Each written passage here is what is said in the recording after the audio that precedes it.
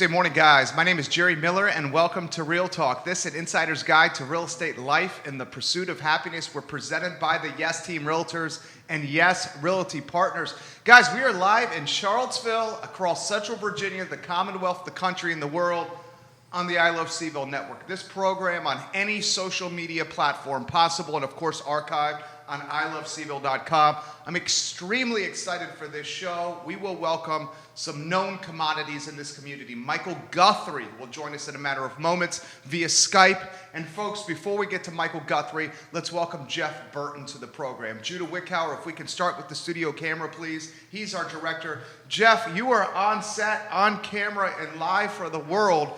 Thank you for joining us. It's a pleasure. Like I said, kind of in the show tease, in the leading up to the show, so many folks have reached out and said, Jeff Burton, get him on the show, talk about what he's doing at the ball field here. Before we go down that road, how about who is Jeff Burton, the man first? Yeah, thanks, Jerry. We really appreciate you having us here. I've lived in this town for a lot of years, came here to go to the University of Virginia, and like many people, I just wanted to come back and live here, raise my children. My wife and I have been married for 25 years and lived here for most of those years. So we're just trying to find ways to help this community, whether it's through finance, which is what I make my living doing, and projects like this Burley project. We're going to go down the road of the Burley project. How about the history first of you in Charlottesville? How you met your wife? Yeah. Why don't we start there? Let's highlight the beautiful better half here. My wife and I met at the University of Virginia. We were both involved in an on-grounds ministry together, and 3 years later we were married. You know, I came here as a baseball player back in 1988. The University of Virginia baseball program was a lot different in 1980s than it is today. Coach Womack? Coach Womack was my coach. Okay. Yeah, actually. Three of my coaches are still living in the Charlottesville area, but have nothing to do with the University of Virginia. Who? Okay, so Coach Womack. Coach Womack, the athletic director at Western Albemarle is Steve Heon. I know Steve well. He was one of my assistants, and Dan Maynard, who lives out in the Western Albemarle area too. He raised a tremendous baseball player named Jack, who's playing professionally right now. So 3 of the 4, and the 4th was Sammy Beal. I know Sammy. We just lost Sammy. Rest in power.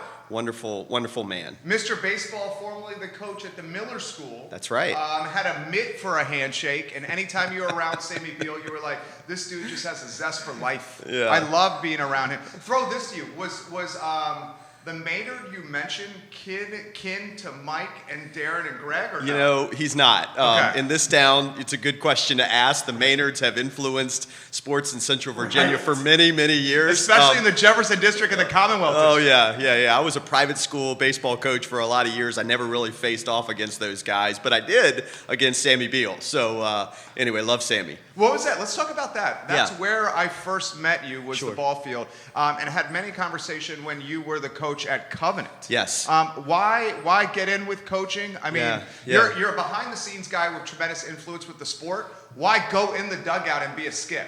Well, I'm not sure I'd do it again. It's hard, right? I say that. I mean, just to be in the big chair, as you know, is difficult at times. I had known over the years the longtime legendary coach at the Covenant School named Doug Smethers. I love Doug. Doug had a very difficult time leaving Covenant because he was Covenant athletics as well as Covenant baseball. And Doug called me one day. I was coaching a bunch of high-level youth athletes at the time, and he said, I want you to give some thought to whether or not you want to be a high school coach, because I would love for you to coach the program that I've built for the last 20 years. And it took 6 to 8 weeks to convince my beautiful bride that it was an effort worth jumping into, but I had a great experience. In fact, this morning, a 4-year anniversary picture popped up on my Facebook link. We had 6, in 2017, we had 6 seniors on that small Covenant team. All 6 are starting their senior years playing for college baseball programs right now. So it was a great 4-year run. I loved it. I got to coach my own son, my oldest son, who's now down at Davidson College. But I also was ready to move on when it was time to move on. I love Doug Smithhurst. First met him when he was working the sidelines as the boys basketball coach at Covenant. Wow. And then at spring season, I'm like, Doug, you're the athletic director, the boys basketball coach, and the baseball coach, and you have a way with everybody in this community. He was like that soft talker that was always positive. Yes. You know what I'm talking about? Yeah, he wasn't going to take no for an answer No. when he asked me to be his coach Right, either, right. by the way. He knew before I knew. Right. He's the most persuasive guy, used no profanities ever, was a Yes, soft yeah. talker, but never knew the word no. That is a real skill to be able to soft talk your way into influencing other people. He's in the Hall of Fame 100%. with that skill. 100%. We'll get to Michael Guthrie here, the CEO of Roy Wheeler, in a matter of moments. Before we do, let's highlight what the community is talking about, this philanthropic effort that you're doing. Yeah, so back in the fall, we were having a work day, as we are apt to do with some middle school, young high school age kids that I've coached, or I'm coaching right now. We were using the Burley field. We decided that our kids needed to understand the history of a segregated Burley high school from the 1950s to 70s. We found the phone number of the president of the Burley Varsity Club, a man by the name of Jimmy Hollins. Jimmy was a football player at Burley back in the day, and he and a buddy of his, Duck Byers, who for years was an Albemarle County police officer, came out and spoke to our kids. For an hour, my kids were captivated by these men and the project that they had embarked on prior to us even getting involved. So at the end of that particular day, we decided we were going to jump in and help them finish a project that was so important to them. And it's changed a lot in the last 4 or 5 months, but we couldn't be more pleased to be involved. We got the hat tip to Charlottesville's finest that's driving by our studio there on Market Street. We respect what you guys do for this community, Charlottesville Police Department. Yes, we do. I love it, man. How did this get on the radar? What's the next step? We got to do we got to raise some money here? We got to get some awareness here. We do, and really that's what I got involved to do. I'm a baseball coach, and having baseball facilities in this town that are usable by youth and in the town is important. But what's really important to me is preserving the legacy of these men. So what we jumped in to do was to finish the projects that they had identified. They had identified that in the 1950s, you could see from Burley High School through to Washington Park, up onto Madison Road into Henry Road, you could see a beautiful facility with brand new bleachers, a brand new playing surface, some buildings that had fresh coats of paint. Their goal was to bring that facility back to what they remembered in the 1950s and 60s. And so what we've done at this point in time is we've raised money to get them across the finish line on those projects. And then we've added some projects that we think are additive to the overall project. Cool aspect of this program, guys, in this format is you can type some commentary to Jeff Burton, give him some props. You can give him some love. You can heckle Jeff Burton a little bit here. There are a lot of hecklers out there. So far, he's 2 for 2. He's hit a double, a triple, and driven in 3 runs, okay? Let's see what he does for the rest of the game. Yeah, Jack Marshall giving you some props. Love Jack. I started coaching Jack when he was 9 years old. He's watching right now. There you go. Love you, Jack. Byron Congrats Harris. on your first hit the other day. Brian Harris is watching right now. Welcome to the program, guys. You got 4 states watching you right now. Barbara Lundgren, welcome to the show. All right, let's talk baseball in this community. Sure. So I have not as much perspective to offer as you, but some. Yes. Mention off air, my first job out of school, out of UVA, was as a sports writer under Jerry Hootie Ratcliffe. Yes, Working Jerry. with Chris Wright. Yes. With Jay Jenkins, with Andrew Joyner, with Whitelaw Ree, with John Shiflett. This was when the sports department was really good. Yes. This is when it was Media General and not Buffett's company or Yes. Lee Enterprises now. Right. So we had a strong commitment to Yes. sports. Jefferson District, man. I mean, you got Skip at Western. Okay, I grew up at the time when Alan Swanson was coaching over at Stav, and That's this right. dude was producing ballers. That's I right. mean, my boy Brian Diego comes out of St. Anne's Belfield over there. Love Kyle Brian. Long was hitting bombs over there. Some legendary bombs. I mean, bombs that went like 150 beyond the fence. That's right. Okay, That's right. This He could- is 6'7" and 260 pounds, right? And he was that at 17. That's right. At 17, Jeff Burton. How about Mike Maynard with the post 74 team, the Legion team? Absolutely right? legendary. So Best in the state. Okay, so I'll throw this to you. Baseball is woven into the fabric of Central Virginia. Can you give us some perspective on that topic? Yeah, so here Jack Marshall's watching. I took Jack Marshall down to Abingdon, Virginia in what would that have been? That would have been like 2010. And we had a phenomenal team out of Charlottesville, and we got absolutely smoked from a team from Northern Virginia. I think it was 21-1. Our starting shortstop is none other than Nick Kent, who's starting at shortstop for UVA right now. Brian Kent's son. Brian Kent's son. I played pickleball with Brian Kent. Make sure you tell Brian Kent He is very good at pickleball. Dude, he is so freaking competitive, has such quick hands, Brian Kent. He is Someone good. tell Brian Kent we're talking about him And he here. throws a heck of a knuckleball, though he just had shoulder surgery. He's on the DL. He's recovering. He just had shoulder surgery. My point to that story was we learned real quickly that this is a big world out there. And as good as UVA has gotten, as good as McIntyre might be, as good as the Maynards have made baseball, or Corey Hunt, or Skip Hudgens, or Doug Smethurst, or Billy Wagner, or Sammy Beal, some of these great coaches, this is a big world out there. And what we needed to do was to prepare our kids for something bigger than what they could see. And so we created an H3 baseball at the time that was designed to bring kids from all over Central Virginia, across school and league boundaries, into a superstar team that ultimately could go out and compete with kids from Northern Virginia, or East Cobb, Georgia, or Jupiter, Florida. And Jack Marshall was part of that group. So was Nick Kent. So was Ethan Murray, who's at Duke. So was Adam Hackenberg, who's down at Clemson. Some wonderful kids. And what we think we did was we filled in a gap. We took something that was good and we think we pushed it to something a little better, maybe something a little more towards excellence. Those kids have now been turned over to some wonderful college coaches. And, to boot, we've added the Charlottesville Tom Sox to this area. We've supported University of Virginia baseball, which has transformed itself under Brian O'Connor's leadership over the last 16 years. So Charlottesville baseball is fantastic at so many levels. And all we are trying to do is do a little part to push it to be even a little bit better. I love it. This guy's got comments coming in. Carrie Rock. Dude, this is good. Is she related to Chris? It's a gentleman. So Carrie Rock is he and his wife are this is actually a potential partnership for you guys. Sure. They are the founders of Do Good CVille. Oh, wow. And every quarter, their nonprofit finds a community mission to rally around. Yeah. And they host events to raise money for that nonprofit. So you got the founder of Do Good CVille watching you talking about your Burley project, and he says, is there anything a local community member like myself can do to help this project? That's a great question. And let me tell you this. And I'll connect you guys off air. Absolutely. So back to what we originally wanted to do. Last week, we had a man step forward with his big tractor equipment and clean out the woods that so desperately needed to be cleaned out around Burley. We have a local foundation of builders who are voting next month to completely restore the bleachers at Burley. Again, a priority project of the Burley Varsity Club. We have pushed the county, and we believe the county will redo the playing surface at Burley in the next 2 months.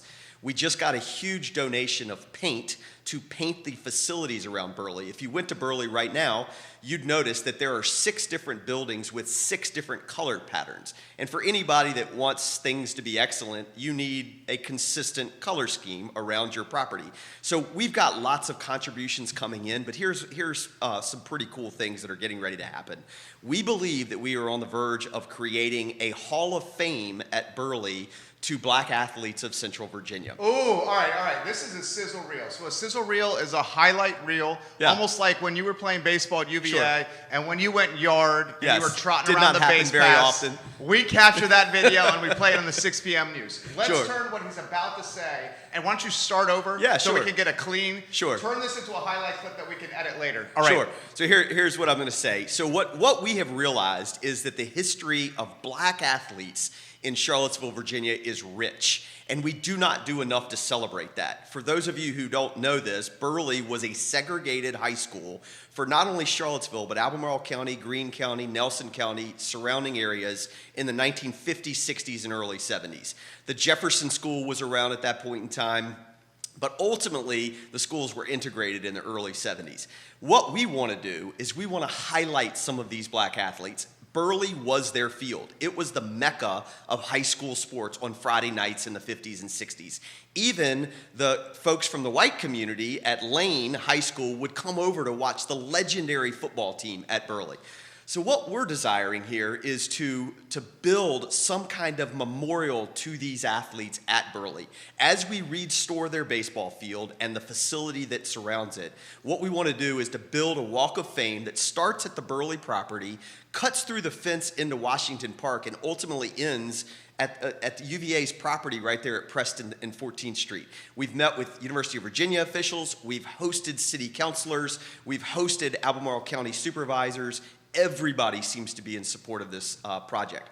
So we've got some UVA folks involved that are helping us design this. I can tell you a little bit more about that if you'd like me to do that. No, keep going. Oh my gosh, so I can get behind this project. Okay, here. So I met about a month ago through University of Virginia, new executive director of the UVA Equity Center named Ben Allen. Ben is a wonderful man, PhD in education, doing some fantastic things in the community, way beyond in level of importance of what's going on at Burley.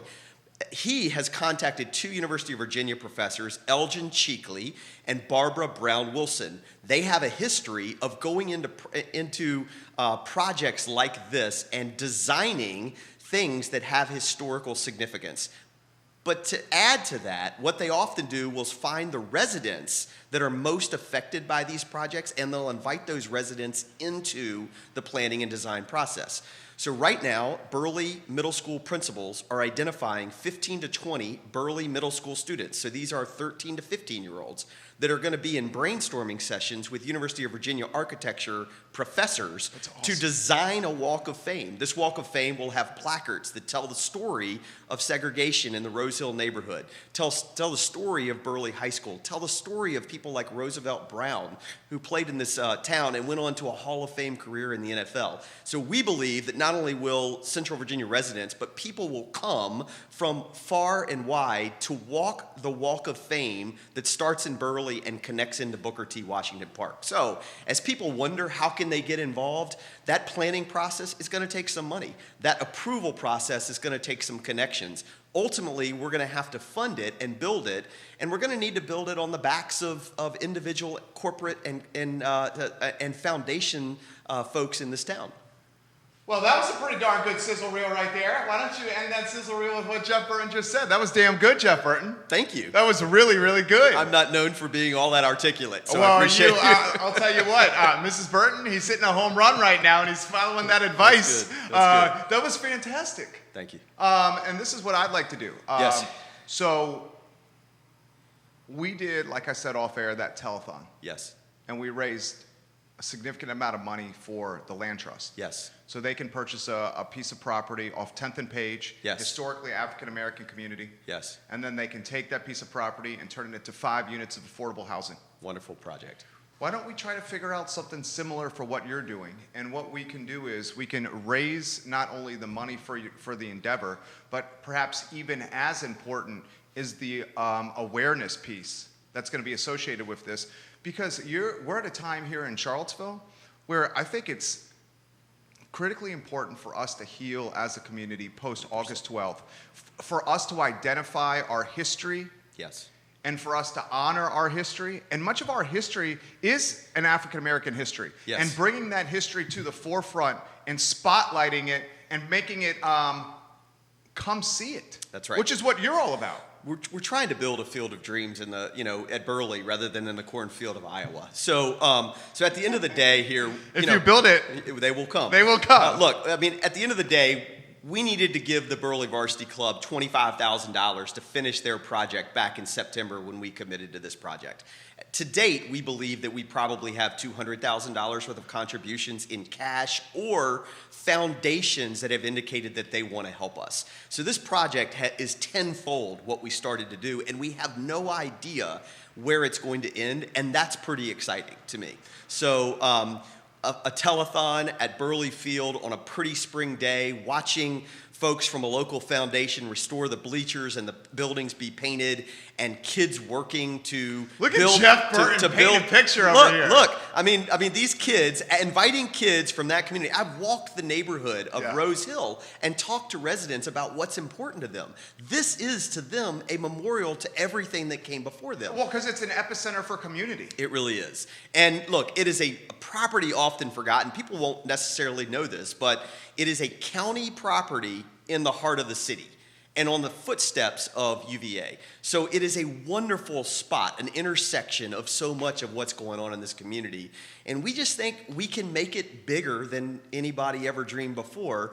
And the county, the city, county already has so many wonderful landmarks. This will just be another one. You know what I love about, and I love this chat, and we're going to get Michael Guthrie in the mix. Olivia Branch is saying, Jeff Burton is a hero among us. Thank you for sharing your passion with this community, Jeff Burton. That's from Olivia Branch. Who's Jerry Burton? Is that your brother? Is that your family here? Jerry is my younger brother. Okay, Jerry Burton says, don't stroke this man's ego anymore. Where's Jerry Burton watching right now? Jerry Burton is probably watching from his home office. Jerry is a legendary golfer, and he coaches with me. He's on my board. He's locally? Yeah, he's fantastic. And let me shout out to Olivia Branch. I first met Olivia when I was getting started in the investment business 20 years ago in Charlottesville, working with Gary Taylor over at Northwestern Mutual. Olivia is a rock star in this community. She's such an evangelist. There's nobody that is a bigger advocate for Central Virginia than Olivia Branch. Dude, I completely agree with that, Olivia. The first thing that comes to mind when I think of Olivia Branch is champion and evangelist for Charlottesville and Central Virginia. We need as many of those as we can get. And to your point of August 12th, 2017, here's what I think. I think this project would be done. We would have everything done that the Burley Varsity Club wanted done. If it wasn't for COVID? Not just that, but my point is, if August 12th hadn't happened, we would have built a nice facility and we would have restored the baseball field. But we wouldn't be dreaming bigger dreams than originally dreamed. And here's why. As I get out there and tell folks about what's going on in this community at Burley, I think people are looking for ways that they can make a contribution to the healing process. 100%. Most of us believe we're not racist. We have great friends that do not look like us. They didn't grow up like us, but we do not know how to respond. And so when we do something like create a monument to people that came before us that didn't necessarily look like us, I feel like it's a way that people can tangibly respond to that. So as I got involved with Faulkner Construction and Allied Concrete and Bella Terra Landscapes and Piedmont Land Management and Cardinal Home Center and all these companies that have wanted to get involved in this project, I think what's happening is people are realizing this is a way that they can use their resources of time and money to make a difference in this community. Tangibly.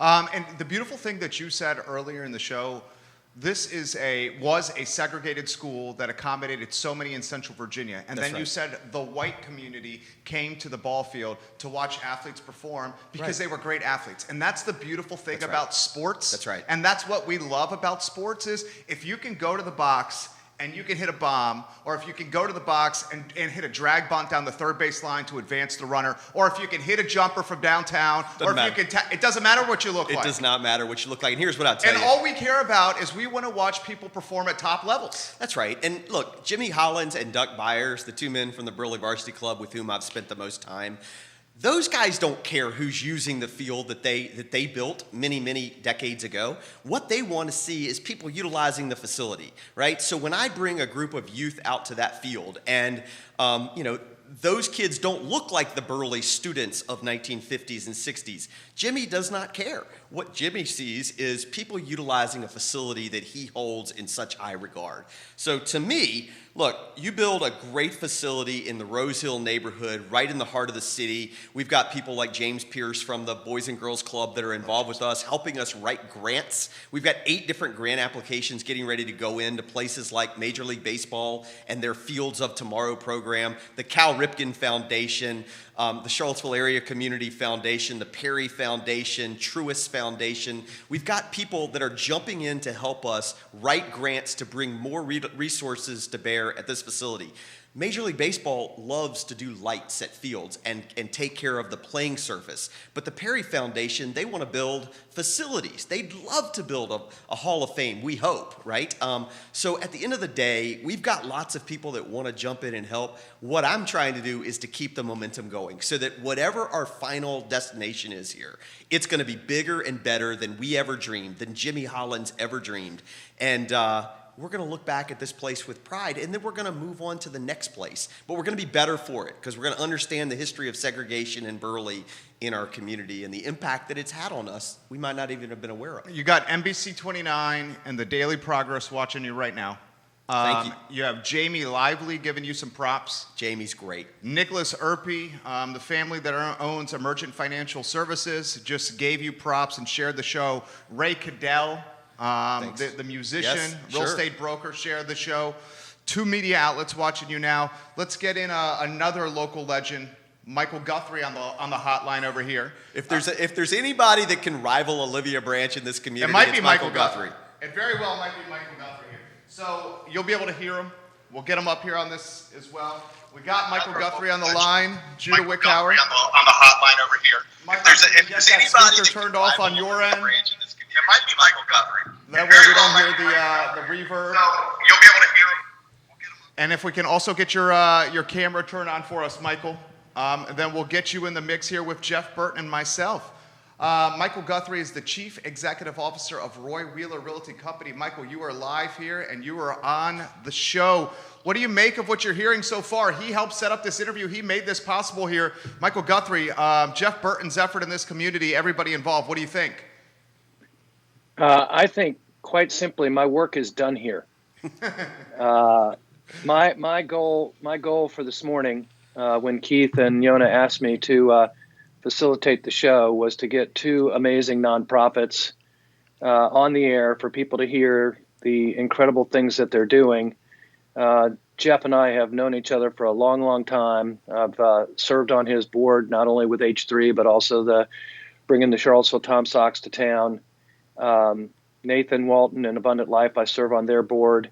They're just doing amazing things, and it goes back to everything you guys have talked about this morning in regards to there are just so many people in this community that want to make a difference, that want to continue to make Charlottesville a wonderful place to live and to work, and these 2 organizations are doing it. And I think that the Burley Field renovation project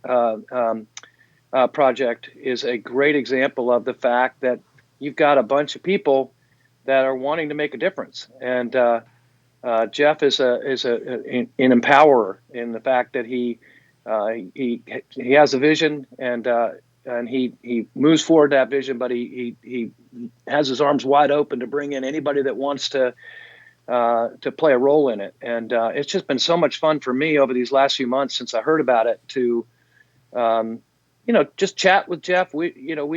We talked the other day, and I came up with a couple ideas that we hadn't really thought about, and just people that like Jody Mills, the Blue Ridge Homebuilders Association, being the president, and now Dirk Kingma.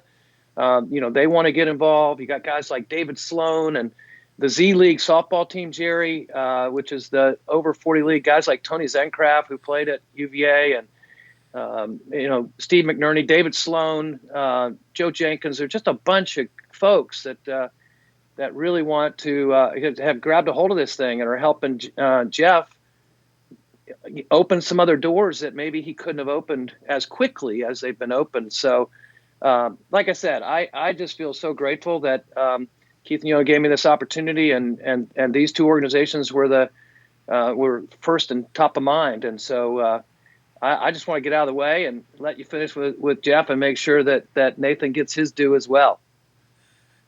Michael, you have been such a great friend and such a great mentor, and much like I was saying about Olivia a minute ago, you know everybody in town, and you're gracious about utilizing your talents to help good projects. And we are but one great project that's going on in this town. I was thinking recently about just some of the COVID efforts that are going on right now. What I do not want is this project to be taking money and resources away from things that are urgent and important. Stephen Covey's Quadrant 4, right? This project is extremely important, and the urgency is mainly because the men who I want to honor are in their 70s and 80s. Yeah, you want to do it while they're still on the earth. Mr. Hollins called me about a month ago. I was out for a Sunday morning walk, and Jimmy, if I am telling something here that I shouldn't be telling, I apologize in advance, but what he said was, Jeff, I just hope I get to see this thing before I die. Well, he's going to be fine. We're going to get this thing done, and I think he's being blessed by the progress that we're making and the fact that this is bigger than he ever dreamed. But we do eventually want to finish the project. So Yeah, absolutely. Michael Guthrie, jump in here. Well, again, I think Jeff's done a great job of, just listen to the different organizations and companies that have jumped right into this thing. Everybody wants to figure out a way to make a difference. That's what I've learned over these last 4 years or so, in different things that I've been involved with Mary Coleman at the City of Promise, Abundant Life, University of Virginia. I mean, one of the things that little tidbit that Jeff didn't share is that H3 baseball, the bylaws of H3 baseball, are written by the president of the university, who was a law school professor at that point. President Ryan, kind of like Thomas Jefferson with the Declaration of Independence. We've got President Ryan having written the bylaws for H3 baseball, and then Jeff has an incredible relationship with Coach O'Connor. Coach O'Connor is an incredible individual, as all the coaches at UVA are, and so it's just so exciting. And for me, I think the thing I get most excited about is that Wall of Fame, and that whole aspect of starting in the parking lot at Burley, and walking all the way through into Washington Park and up to Preston Avenue. I mean, just think about that. I mean, Jeff talked about that, but the synergy of the fact that it's county and city and the university all within walking distance, the 4 or 5 football field length. And that you can go from one to the next to the next. And that just, to me, it symbolizes the community, coming together. David Sloan had a thing going for a while where we were meeting in Washington Park once a month on a Monday afternoon. And guys like Garwin DeBerry were there, and Dom Starja was there, and David and Olivia, and Kathy Zencraft, and all these people just wanting to get together and talk about how can we make a difference. And just right down the hill is where this is going to happen. And so I'm just excited about it, and look forward to being in whatever help I can be. Well said. Well said. I'd love to throw in 2 program plugs, if we will. These are utilizing Burley's facility. We think we'll get more people to the program.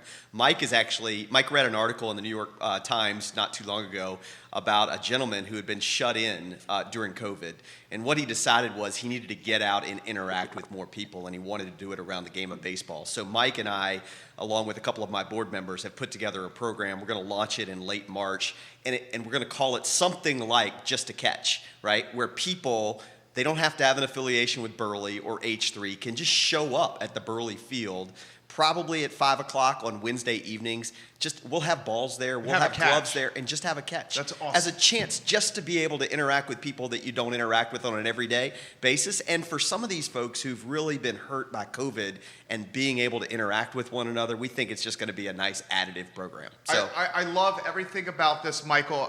We have Nathan Walton in the house, Michael Guthrie, and I want to get your take here on some Abundant Life Ministries as we weave Nathan in the broadcast. We are, after he described that walk of fame, I was like, all right, I see why Michael's doing this. I see why he's connecting with us. I see why he suggested this telethon, because that walk of fame and how he put it was one aspect of what this community could need to help heal. Why don't we do an Abundant Life Ministries perspective? And if we can, so Nathan Walton is here. Judo, why don't we do this? Do you have your phone with you, Nathan? I do. Okay, I'll give you a headset. So Nathan is going to be about 10 or 15 seconds behind from what he's hearing from us. But Michael, Abundant Life Ministries and what they mean to this community from your standpoint. So let's just segue from what we're doing at Burley to Abundant Life. Now, Abundant Life's been around for 25 years.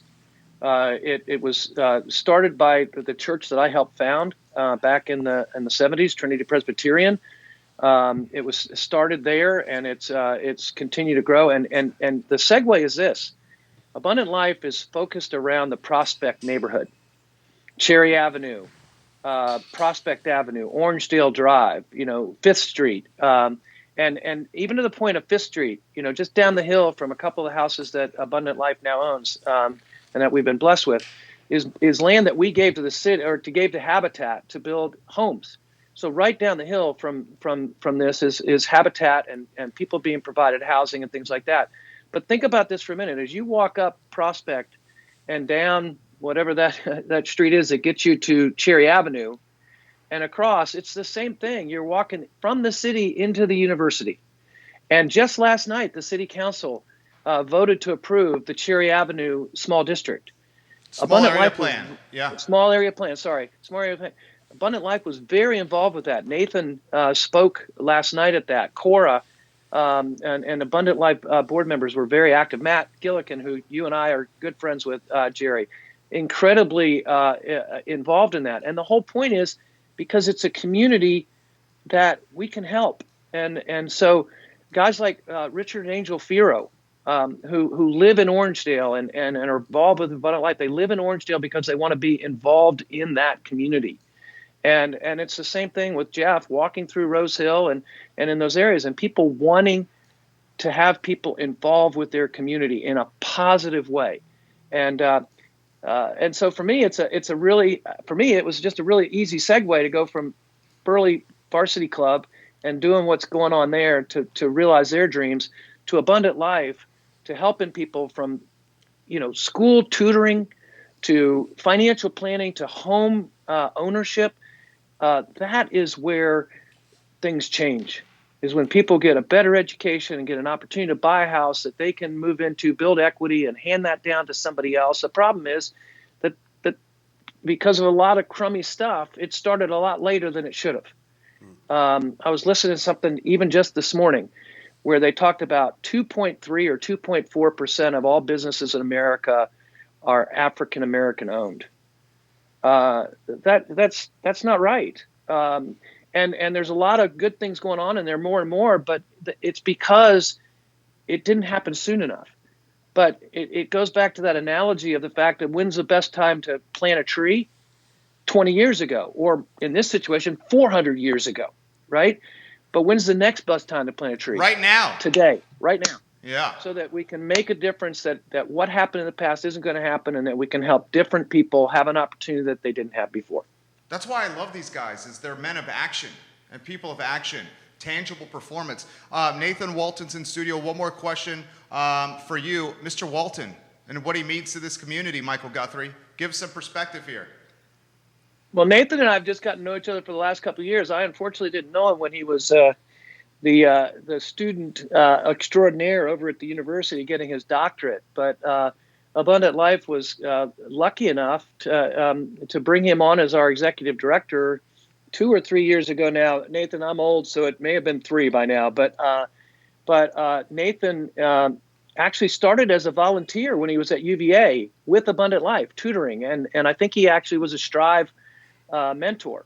And so here's a guy who, came to the university, wanted to make a difference, got involved with Abundant Life. Little did he know in doing his doctorate that he'd end up being the executive director of this organization. He's doing a fantastic job, and we're really, really grateful to have him leading the way. Michael, thank you. Thank you for setting everything up here on this show. He made everything happen on this show, and that's why we're chatting with these fellas. We're going to welcome Nathan to the program now. All the best, and thank you very much for joining us, Michael.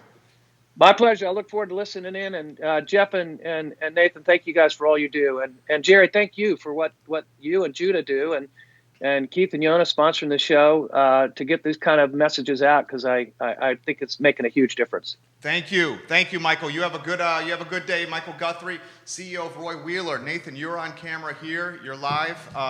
Michael Guthrie had some very nice things to say. Jeff Burton has ties to Abundant Life Ministries. We'll get to those ties as well. How about before we do that, just an introduction to everybody first, you, and then Abundant Life. Great.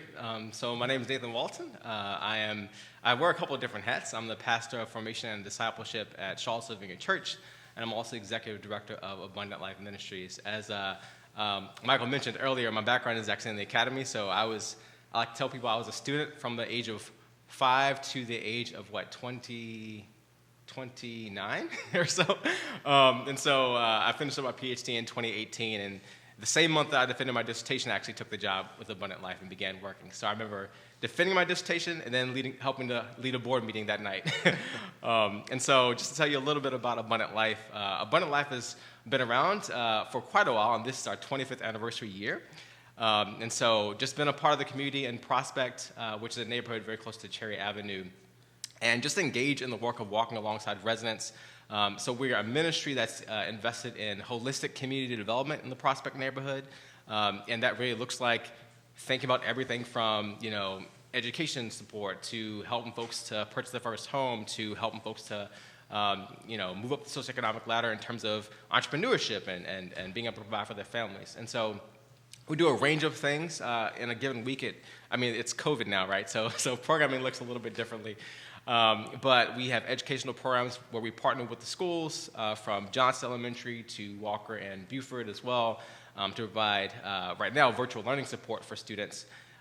We also have mentoring programs for kids from kindergarten all the way throughout high school. And then we also have adult programs primarily for adults in the neighborhood who are pursuing financial self-sufficiency. And so we do a range of things, and these are all really a means towards an end, and that end is to walk alongside others as they take the next steps towards an abundant life for themselves and for their families and for their communities. And so we're just really grateful to be partnering with the community in that way, and also really grateful for all the partnerships in the city that have helped to make this work possible. And I think the pandemic has really shown the power of these different community organizations coming together to really make a difference. I want to talk about the pandemic and the impact it's had potentially on Abundant Life. I want to bring Jeff Burton in the mix here. Thoughts on the conversation and maybe the ties that your family has? Yeah, so we used to attend. We used to be members at the church that Michael is an elder at, Trinity Presbyterian Church in town, and that was when we got started working with Abundant as a volunteer on occasion. As part of my family's Christmas traditions, we have always showed up to work the Christmas store that they have each year and to walk alongside some of the small kids that have come through there that are getting to buy presents for their family members through the generosity of people that support Abundant Life. My oldest son's best friend in high school at the Covenant School was Joseph Payne, who his parents were involved with Abundant Life for a decade, So I've got several good friends right now that are on the board at Abundant Life, and so I just feel like it is one great organization doing wonderful work in this community and is making a real tangible difference. So I've always admired it, haven't had an abundant amount of time to spend on it, but any moment that I get, I love being involved. Nathan Walton. That's awesome. Well, thank you so much. It's it's another reminder of other things we do in terms of not just our week-to-week programming, but some of those community events like the Christmas store where youth are able to submit guest wish lists for their friends, for family members, and then other partners in the community help to make those things possible. And so it's really helpful because it's connected to our elementary program. Yes. And basically what's happening is during the year there are incentives for improving in their educational performance or improving their behavior, and they earn these things called blue bucks.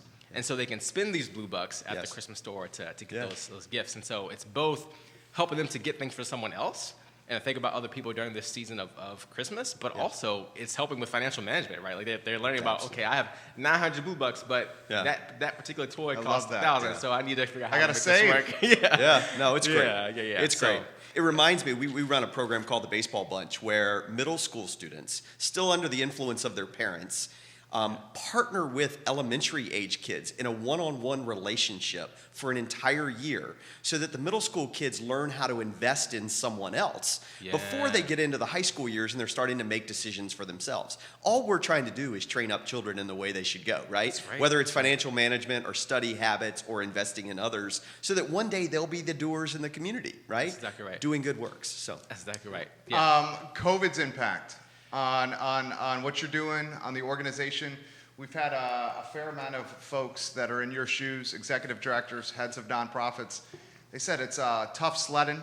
One of the things that's tough sledding, and with the revenue down, with the budget, there's not a lot to allocate to nonprofits. How can we help? What's the impact COVID has had? Where do we stand? Yeah, so those are all great questions. And so in terms of the impact, it's definitely shifted a lot of things for us, from going from having an after-school program every day of the week to then realizing, there are kids who are trying to access their synchronous learning with the schools during the morning hours. So how do we support them so they can just attend class virtually? Yes. And so that process began actually by reaching out to community members and parents to get a sense for, what exactly are the needs that are there, right? What times are you not available to supervise your child, if there are any times? If we were to set up a virtual learning center, do you need transportation, right? And so we were to partner with the local church, Christ Episcopal Church, to basically set up and create an entire learning center for about 30 elementary school students there. Then You created a school. Yeah. And then partnered with Beaufort Middle School for our 5th through 8th grade students. So another probably 20 kids there. And so operating these multiple centers, and between that and also the Christmas store you mentioned, they're kind of examples of how we tried to find multiple opportunities for people to get involved. Right? So you have institutional partnership where someone might say, hey, you can use our space. But we also have volunteers, right, who say, hey, I can give up an hour or 2 hours or 4 hours of my time to walk alongside a youth as they're trying to continue to learn. And so those are some of the ways that people partner with us in non-financial ways. Now, COVID obviously affects finances, too, at a number of levels. I will say one thing that was beneficial about the last year is that we were able to receive some PPP funding, federal funding, so that's been great. And so that's helped with some of the shortfall. But yeah, we always appreciate the financial contributions of individuals as well who COVID hasn't affected as much financially. How do you do, I have this question for the executive directors that come on the show. So much of nonprofit fundraising is in-person events, so people can see your tangible hard work and the benefit you've done for the community. What do you guys do now? Yeah, so COVID hit very early spring last year. We had our annual summer banquet planned for June. Did you get the March Madness event in? Because that was canceled, right? Because the ACC tourney was canceled. They normally do a how do you March Madness tournament. Yeah, everything changed. Yeah. So we actually did an online kind of raffle fundraiser with some memorabilia. And then for the summer banquet, we did a whole virtual banquet. So not a banquet, a virtual event. Okay.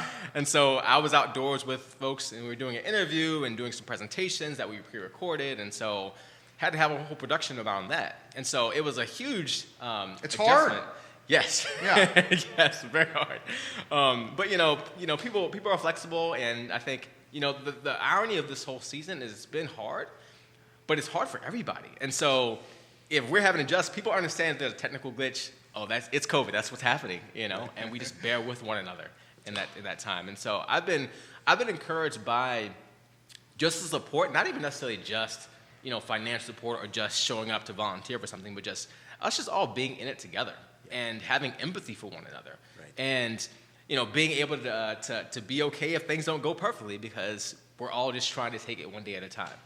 And so it's left me really hopeful about what it would look like coming out of the season, because someday, somehow, we will come out of this. Amen. Amen. Jump in here. 100%. I was literally texting with a mom of one of my players this morning about how the season has taught us grace in a way that we might not have come by so naturally pre-COVID. Oh, what do you mean by that? What I mean by that Your buddy Todd Proctor's giving you props right now. I love Todd. He has trained my boys.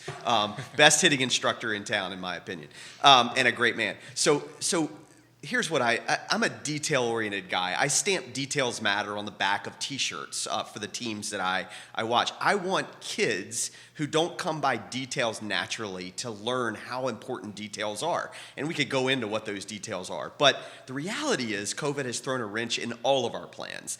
And I generally believe that we're all just doing the best that we can. Now, that doesn't mean we don't need to push kids or parents or whomever who is still struggling in that area. But I do think we can show a little more grace. Maybe the opportunity for folks to not feel miserable about themselves because they didn't get it all right the first time, right?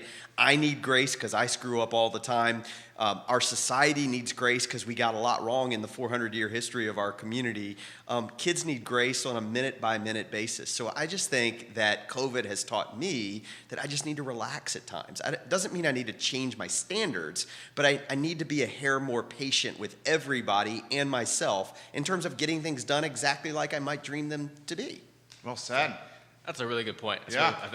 Really, I feel similarly in terms of the lessons that the season has taught us. I'm an Enneagram 3. I don't know if y'all are familiar with Enneagram, but they're known as the achievers, so they're always trying to accomplish things. Right. And the pitfalls to Enneagram 3s too. Hence your schooling and your degrees, right? I mean, this dude's got degrees. No, but right here's now. the thing. Here's the thing. Like with COVID, you realize you can't accomplish everything. You can accomplish maybe one thing in a given day. That's right. I've got a 2-year-old and a 4-year-old, and so when things first hit, I would have a list in my head of here's what I want to get done. But we didn't have childcare for a season, and so actually you had our nanny on here, and she's saved our lives. Yeah. But it was kind of this reminder of like, it's okay to slow down. It's okay to give yourself grace, as you mentioned, and take it one step at a time and one day at a time. That's right. You know, and you know, as a ministry at Abundant Life, we talk a lot about long-term relationships and kind of you know walking alongside residents over a period of time and you know setting long-term goals and that type of thing.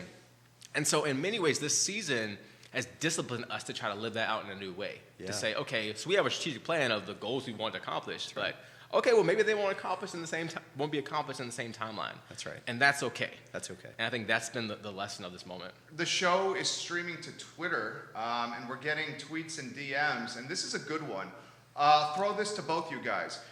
Fellas, Jerry, can you ask the fellas this question? Both these guys have influence over the next generation. How has the next generation managed with COVID from a pros and cons standpoint? That's a great question. Ooh. A lot to unpack there. You can go in a lot of different directions with that one. How about we'll go Nathan first. Just an example, pro and con, and what we can learn from it, perhaps. Oh, wow. From the next generation and how they managed it? Yeah, like how children are managing COVID. Yeah, Because I'm yeah. always so impressed with how kids manage the day-to-day thing. If we give them some leeway and some opportunity to rise, from my experience, they do. But you're much more in the thick than I am. No. I think you're right. I mean, the one thing I've learned from youth is that I've underestimated their resilience in the midst of this. And to me, that's been instructive for me as an adult and for other people I've been around, because you realize, man, like, if they can push through, if they can sit in front of a screen, we can too. Yeah, we can figure out a way to make it work, right? I think what's interesting is going into the season, prior to COVID, the challenge with kids is often they want to be in front of screens a lot, right? And so it's been this weird reversal where like now they're getting Zoom fatigue, and so it's like, oh, okay, this is different. But even in the midst of that, they push through, and so I think they've set a really helpful example for us in terms of what resilience can look like. And I think the other thing that kids have actually reminded me of is just the power of play. And this began before COVID, but just seeing kids and realizing, like, because our virtual learning school is also right beside McGuffey Park, and so like just to see them, and to want to get off the screen and to be out and just enjoy life, and I think that's part of what COVID teaches us. It teaches us the value of stopping, actually going outside, enjoying what's around you, enjoying being present to your body, to yourself, to your surroundings. And I think that long term, that if we have habituate practices that kind of bring that into the daily rhythms of our lives, I think we'll be more joyful people. Yeah. And that's why kids have so much joy. It's because they stop and actually smell the roses. Yeah. And there are a lot of roses to be smelled if we just open up our eyes to what's around us. Yeah. Love that. Yeah, I love that too. And the problem with going second when you the question is, what do I follow up there? Here's what I would say though. I think that humans are made for relationships. And I think relationships are hard through a computer screen. I think the tendency in our society is towards screens and towards social media, and that's a fight that we had started pre-COVID. I think COVID has magnified that. And so as I watch my own children, who are, two of them are in college, one's in high school, and I watch these children that I am helping on the ball field, what I'm realizing is there are opportunities to develop in relationships, to be challenged by their friends, and that's been strained. And so we're going to have some makeup here, what are these kids, are they going to be stunted at all when they come out of this season where they haven't been in school for a year, they haven't been regularly on a ball field, they haven't learned visual cues because we've been living through masks. I just don't know what that's going to look like long term. I do know that as we can get back out on a ball field, or as I can give a face-to-face tour of the Burley facility, things are dramatically different than what we do through a Zoom meeting.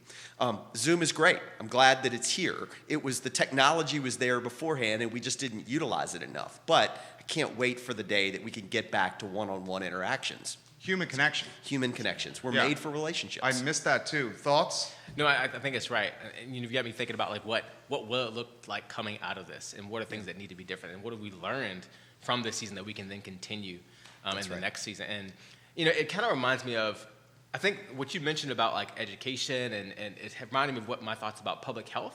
So I think both education and public health are areas where COVID has actually pushed us as a society to think about how do we put more resources in these areas that are vital to us being able to succeed as a society? That's right. And so, like, I would love for us as a city, as a country, to keep those things as high priorities for us. Yes. Because I think if we value those things, then the rest of our lives will actually go much better. Public health, specifically, what do you mean with the? Oh, so just at a very basic level, think about the amount of funding that's been given to develop these vaccines, right?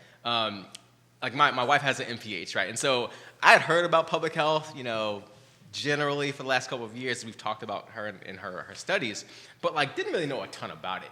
Sure. Or about the role that it plays and how it affects all the other things happening around us. Yeah. And so now I think public health has become so much more of a part of our regular conversation. Yes. And it's also affected the amount of funding that institutions are allotting towards those types of initiatives. Yeah. And so if we keep that as a priority and also keep addressing the opportunity gap in schools as a priority, I think that's going to pay dividends for us down the road in a lot of ways. Our lives, our circumstances dictate where our resources generally go. And I don't want to make a political statement here, but, we all need to reset periodically. And you don't wish a COVID pandemic upon anyone, but if it's done anything, it's allowed us to sit back and appreciate what we need to be spending resources on, right? I mean, there are people that do not have homes. There are people who do not have food. COVID has probably magnified those things. But even as we prepare for the next pandemic, what resources are we going to put into public health so that we are better prepared next time than we were in March of last year? Jim Nafaro on Twitter for Nathan. Jerry, please give us more information on your guest, Nathan. I love what he's saying on the program, and more information on Abundant Life, please. And thank you. I love the show. Oh, great. That's for you. Yeah, I'd love to share more. I have tons more. We don't have time for all of it. But so Abundant Life, as I mentioned, is a community development nonprofit located in the Prospect area of Fifeville, which is very close to Cherry Avenue. And we do a lot of work related to educational support for youth, financial literacy support for adults, also mentoring support for people of all ages. And so if you're interested in being involved, the first thing to do is to check out our website, which is charlottesvilleabundantlife.org. You can learn more there about what we do. If you're wanting involved to volunteer or we host these things called table talks, which are basically open house sessions. Now they're called tent table talks because they're outdoors for COVID reasons. But it's a great chance just to hear more about what we're doing. We answer any questions you have. And as a ministry, we pride ourselves on trying to give multiple points of access for people if they want to get connected to us. And we want to make that access easy, right? So if you're someone who wants to donate, there's ways to do that. If you want to volunteer on a weekly basis, there are ways to do that. If you want to help out, there are people who help out with Christmas Store.